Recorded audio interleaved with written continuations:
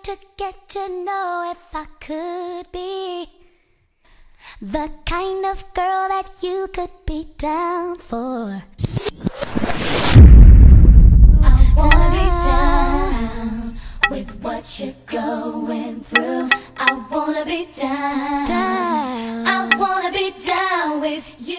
Look, if you buck, why? Look, if you buck, why? Look, if you buck, why? Look, if you buck, why? Look, if you buck, why? Look, if you buck, why? Look, if you buck, why? Look, if you buck, why? Look, if you buck, why? J on the track. Why? Look, if you duck, if you duck, if you buck, why? Look, if you buck, look, if you get around. It's going down. Hey lovelies, how's it going? Hope all is well. Welcome back to my channel. Today I'm here with a new video. Today I'm here with my Founders Day video and I'm answering you guys' questions. What is the name of your sorority? The name of my sorority is Delta Sigma Theta Sorority Incorporated. We were founded January 13th, 1913 on the campus of Howard University. I went to Fayetteville State University and I am a part of my born chapter, Delta Xi, who is always in my heart. Delta Xi was found November 8th, 1952 on the campus of Fayetteville State University. So there's always two different things. There's your actual organization and then there's your chapter. Now I am a part of Marietta Roswell Alumni Chapter. What is your sorority hand sign? It is the mid, the pyramid, and that's what it looks like. The sisterhood real?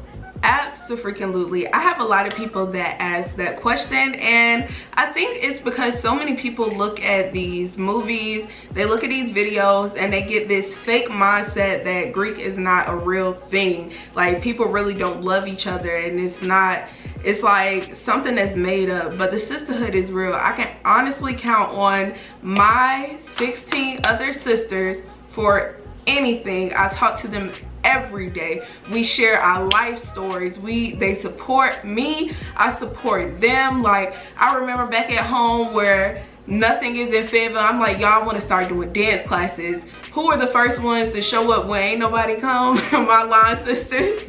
They putting money into my pocket because I'm like, they're $5 a class. They used to come spend the $5, ain't got no type of rhythm, but they just used to be there. So the sisterhood is like a real thing. Like right now I've been in this game for a little bit, just a little bit, 2013 centennial, but like now we're sharing, you know, people are getting pregnant, they're having their babies, marriage and all this other stuff. So it's like, it's something that you will never forget. I don't only have a sisterhood with my line sisters, but also my bigs as well. Like we have a whole chapter chat, like our born chapter chat, and we talk.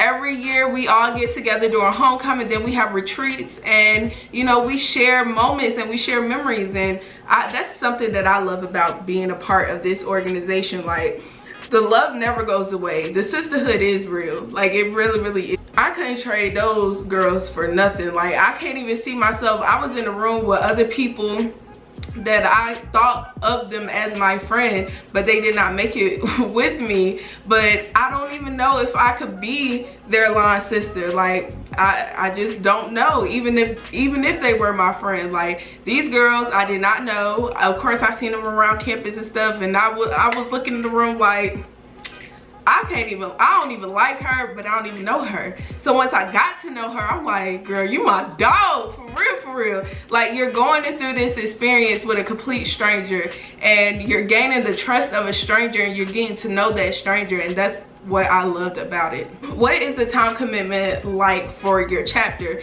Now, once you get in, it's a lifetime commitment. I tell anybody that don't just go and say you want to be a Greek because you're looking at these step shows or you're looking at these movies and you're looking at these opportunities that all these Greek members have. It's a lifetime commitment. It's work. It's a job. Like as soon as you cross those burning sands and as soon as you do your probate and as soon as all that goes through, that very next day, I know for us that very next day we had an election.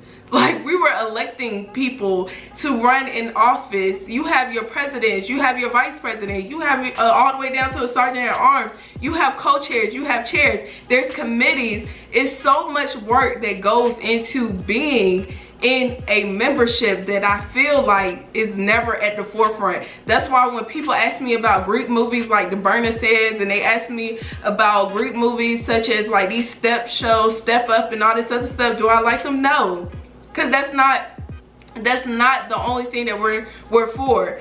Burner Says, complete hazing.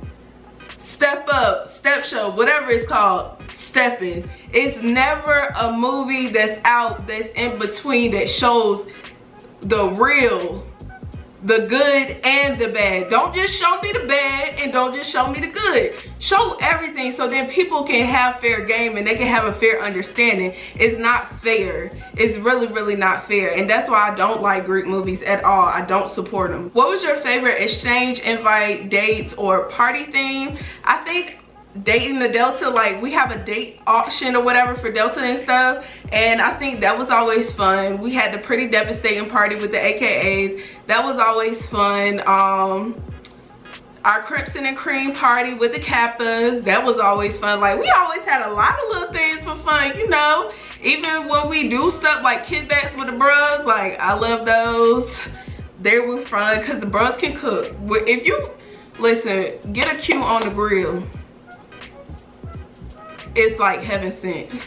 Like, I don't know what they do with the chicken, I don't know what they season it with, but that's good. Don't drink that oil, but eat the chicken. What activities do you do for your Founders Day, weekend, and celebration? Okay, so anytime we have like a celebration or event or anything of that sort, there's like certain protocols and procedures for everything in Delta. It's all calculated. It's not just, oh, I'm gonna throw this function, I'm gonna do this. Everything is a part of our thrust. So we'll never just throw up something just out the blue. Community service, that's at the top of the list. That's must. That's a must. So you have your social action. You got to make sure you have a mental awareness. It's just everything falls under this thrust. Every event we have falls under a thrust. So it's not just like, oh, you're throwing this party, oh, you're doing this. That's just a plus. Everything else is the work that you actually have to do. If you don't have any type of social action, you don't have any type of fundraising, if you don't have any type of service, then you're wasting the symbols that you're wearing on your body. How did you prepare yourself before you pledged? So what I thought, this is what I thought in my brain, my undergrad brain. I called up my cousins, I called up my aunt and stuff like that, and I was asking them questions. And where I failed at was everybody's process is different. No one's process is the same. So you can go and ask your friend that's a Delta that crossed and pledged at Central, or you can go and ask your grandma that pledged 50 years ago. Everybody's process is different. So you getting advice from them is doing nothing for you. Everything that they told, the only thing they can tell you is that you should know your information and know your knowledge. That's all they can pretty much tell you. Everything else, it's going to be your process. Everybody, my Profiles process wasn't like my process. My Neo's process wasn't like my process. All of our process is different. So there was, the advice that I tried to get was useless. The only thing I can say to prepare yourself is make sure you're physically, mentally, emotionally healthy. That's it. What is expected from fraternity or sorority members? What's expected is for you to actually use the platform that you have to make a change and make a difference. Yes, you're a Delta. Yes, you're wearing those symbols, Delta Sigma Theta. Yes, you know, you might have a little popularity now. So what are you going to do with it? Are you actually going to go out into your community? Are you actually going to run and be elected into office? Are you actually going to do the things that our founders were founded upon? Are you going to make a change, or are you just going to be a t-shirt wearer? Because there's two different types of Greeks. There's Greeks that actually do the work, and then there's Greeks that act like they're doing work. So you got to make that decision. What's expected of you, you will learn through your process. But what you should know is that after you get these symbols, you have to make some type of change. You got to make a difference. And you can't be just that normal person. I don't want to be like my line sisters. I don't want to be like them. I want to make a change and do my own type of change. Like I feel like every person that's Greek, everybody have a step up to do something great. I knew I wanted to be a treasurer. I wanted to help financially with the organization. That's what I want to do. I have one, Chanel wanted to be a president. Chanel wanted to be there to go out to different graduate chapters and stuff and be the representation of Delta Sigma Theta for Delta Psi chapter. That's what she wanted to do. I feel like everybody have a different plan. Like my line sister Darnisha was about fundraising. She was like, I want to be known as the girl that helped bring money to this chapter. Not only I wanted to be that stepmaster that got out there and made sure that when y'all see Delta Psi, y'all knew that this was gonna be one of the best shows of your life. Like everybody brings something different. I don't think one line sister is the same, and if they are, it's kind of weird because I feel like majority of the lines that I've ever seen before, they all have different personalities. I've never seen a line that everybody was the same. So I know at my school you always have like, you'll have one cheerleader, one basketball player, one SGA person, one this, one that. Like I've never seen somebody that was just the same. So that's what I think people bring. Like you're expected to bring that different personality and make something out of it. What type of member is a chapter looking for? A chapter is basically looking for, just like I said, just somebody that can bring something to the table. Like bring your authentic self. Don't bring nobody else but you. Don't Google, don't look at no videos, don't look at no movies, don't read no form and think I can be this person to make it, because this person probably needed a 3.9 to make it, but this person probably made it with a 2.75 because of the type of person they was. Everybody is different. Everybody bring different things to the table. It's just like a job. Some people get upset like, how in the world did she make it over me? I qualify for this, that, and that, and this. I remember, and this might be TMI, but I remember one of my dad's friends' daughter wanted to pledge. And as soon as we got on the phone, my dad was like, just talk to her, you know, just give her some encouraging words, because she was going up for her interview. And as soon as we got on the phone, I couldn't get a word out. She was feeding me all the right answers. And I stopped her and I told her, you will never make it anywhere with those answers. All she was doing was giving me textbook answers. All she was doing was telling me, I'm the SGA president. I got a 4.0. When I graduate, I already got a job that's lined up in DC. She was telling me all this other stuff. And I said, I want you to know something. You are very cocky and you are not personable. And if I was someone that was sitting on your interview, I would not like you at all, because you are so self-centered. How in the world can you be a sister to someone and all you can think of is yourself? Like, and I told her that on the phone and I hung up. I'm like, because it's more than what you have. It's more than just accolades. Like, it's more than that.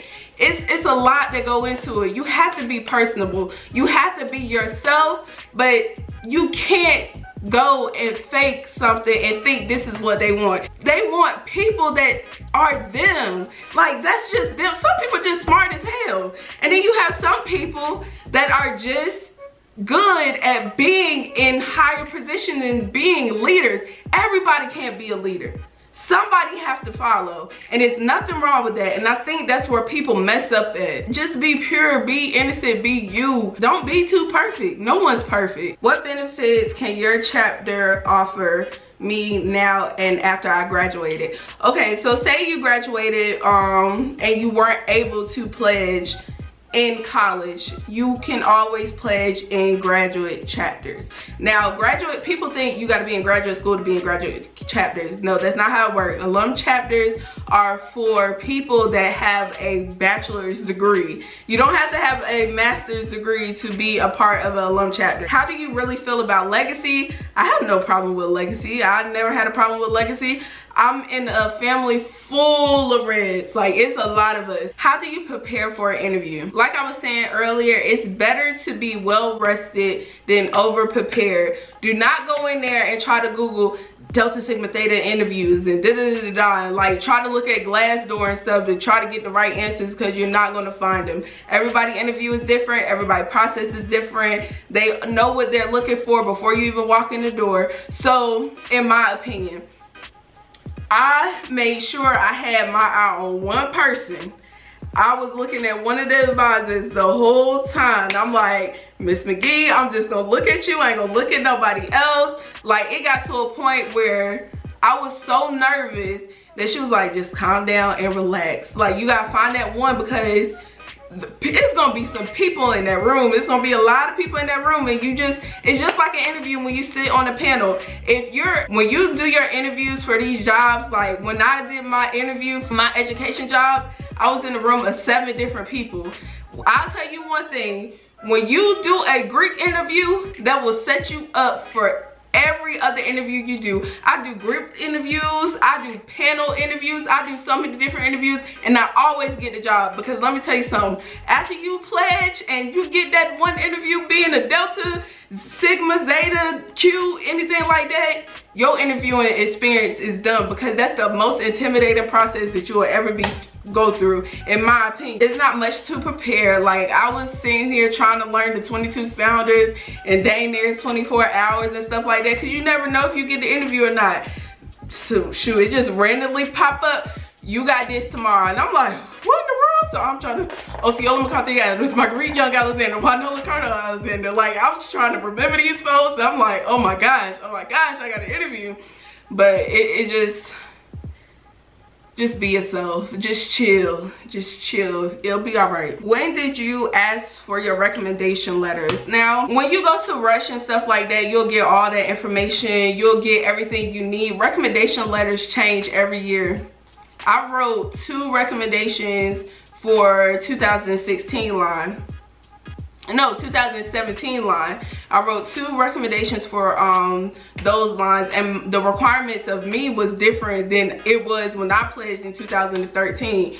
All I do know is, as long as you never lie on your application, I tell people this, they're going to find out. Don't sit here and fake something, because they're going to find out. Even if you were to make it and you were to get in, they still know that you faked your stuff. So it's no point in doing that. I know people that be sitting there trying to cheat the system, lie about doing customer service, doing community service and stuff like that.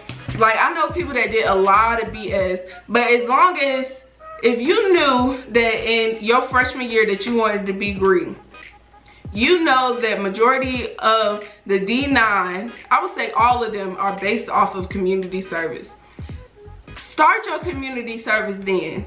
Start having, you should never have a problem getting a recommendation letter, because you should always make sure you're attentive in class, you have a good reputation in your classrooms and with the people that's around you, and you make sure that you are serving and doing your work and making good grades. So for me getting a recommendation, it was nothing. I asked one of my professors, I asked the person that did my community service. Like, those are the people we had to ask, like professors, community service people and stuff like that.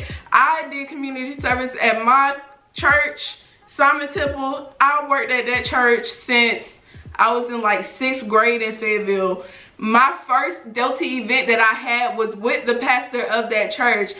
I did service so long at that school, so it was nothing for me to get the community service hours or nothing. Like, I don't know, y'all just gotta look into the stuff that's already out there, that's already public. Don't try to cheat the system. Stop trying to get all this information from other people, because it's not gonna work for you. You sit here trying to ask me how was my process, what did I do and stuff like that.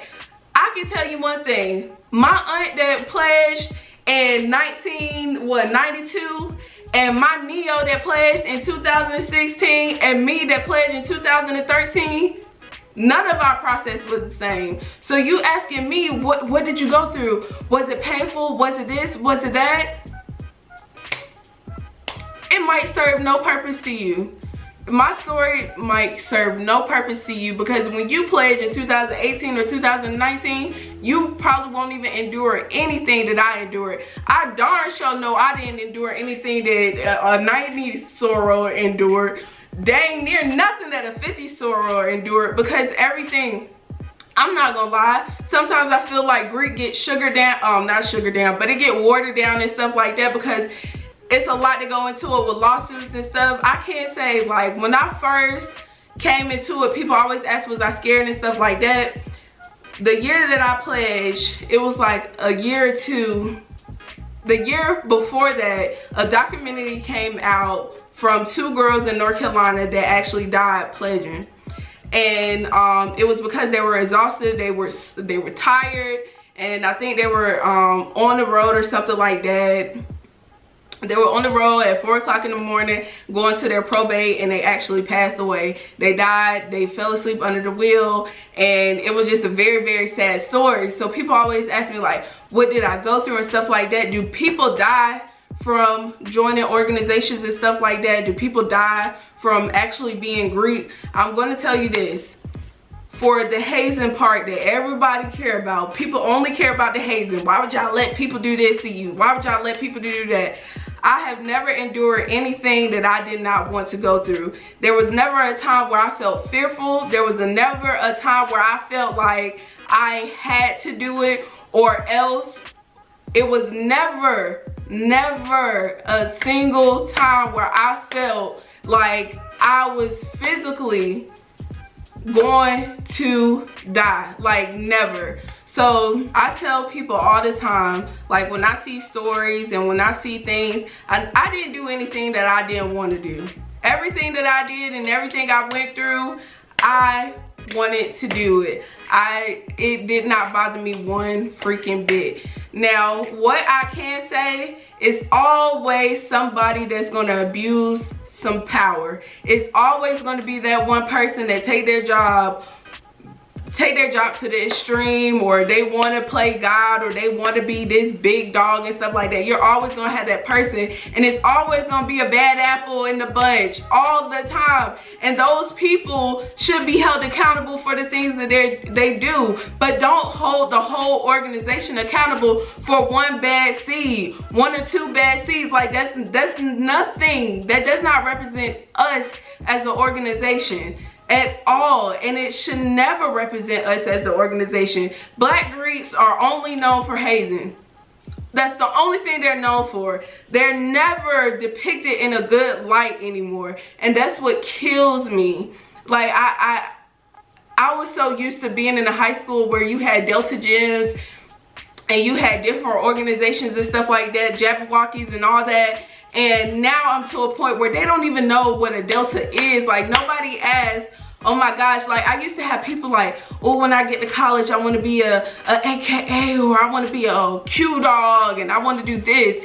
We don't have that anymore because of how we're depicted, and it's not fair because it's never something that's in between. It's not one good movie, and people like, who wants to see the good when the bad is more entertaining? Let me tell you something, there's a lot of good movies out here that do great. Think about the one that they just had with the NASA women. There's movies out there that can be shown and show Greeks in a good light and not just the hazing. Do I feel like hazing should be depicted? Absolutely. But I do think people need to show the whole truth and not just some of it, because that's their truth, but it ain't the whole truth, okay? So I love you guys. I hope you guys enjoyed this video. I know every year people be like, oh, you never answer the questions about the hazing and your process, because it doesn't matter. Like, I tell y'all, y'all process is not gonna be the same as mine at all. I'm 5 years in. Like, because of the stuff that goes on and stuff, don't y'all think that people are getting lawsuits and people are watering stuff down, but people are gonna count their losses? And I feel that Hollywood and all these people, they mess it up for individuals that really want to pledge and really want to go through. Because I suggest 10 years from now, people are just gonna be signing a piece of paper and they're gonna be giving their symbols. So that's just how I feel.